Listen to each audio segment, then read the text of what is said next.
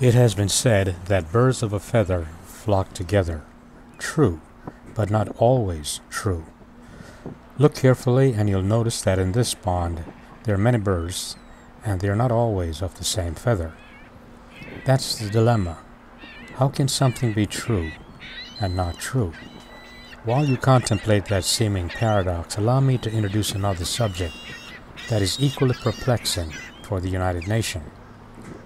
How does an organization with a mandate to solve the world's human problems do so with the cooperation of other organizations that have no interest at all in the needs of humanity in general? The United Nations recently concluded a summit, the theme of which was supposed to be address the needs of humanity.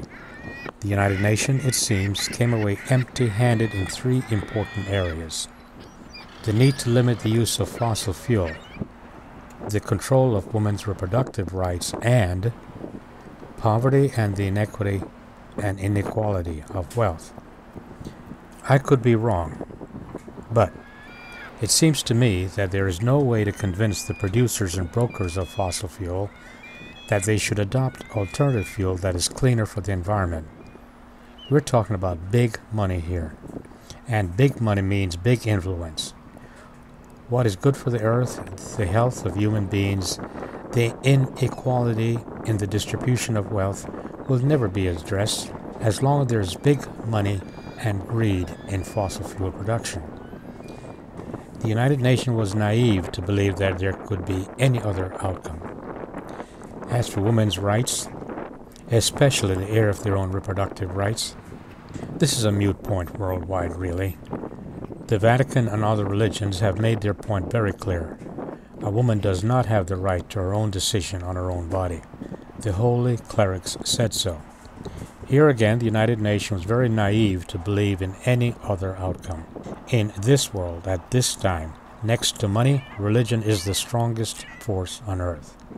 As for solving the problems of indigenous peoples of the world and world poverty, this was a no-brainer. For the most part, indigenous people are poor people, ripe for exploitation, and every government on earth exploits their indigenous people.